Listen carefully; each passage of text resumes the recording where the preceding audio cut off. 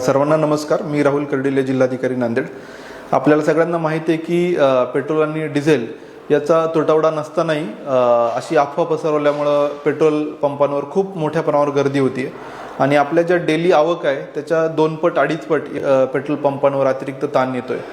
त्यामुळं साहजिकच लोकांमध्ये घबराट होते.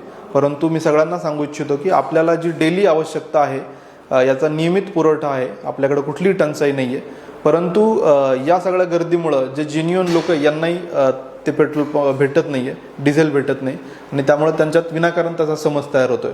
माझं सर्व नांदेडकरांना आव्हान आहे की कृपया आपण अनावश्यक पद्धतीने खरेदी करू नये.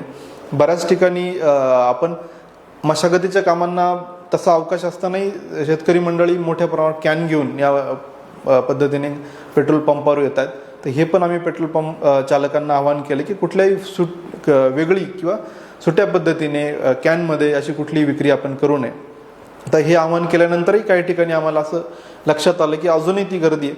त्यामुळेच आम्ही आज रेशनिंगचा निर्णय घेतला आहे. ज्या आपल्या मोपेड आहेत, म्हणजे गिअर विरहित दुचाकी आहे, त्यांना 200 रुपये, गिअर असलेल्या गाड्यांना दुचाकींना 300 रुपये आणि 4 चाकी वाहनांना 1,500 रुपयापर्यंतच आपल्याला इंधन देता येईल, असं आम्ही आज सर्व पेट्रोल पंप चालकांना ऑर्डर इश्यू करतोय. आणि परत एकदा आवाहन करतोय की कृपया आपण आपलं जे नॉर्मली आपण ज्या पद्धतीने वागतात त्याच पद्धतीने आपलं सुरळीत ठेवा. आपल्याकडं पुरेसा साठा आहे, पुरेशी आवक आहे. फक्त ती प्रचंड अतिरिक्त डिमांड विनाकारण निर्माण झाल्याने अशा प्रकारचं पॅनिक तयार होतंय.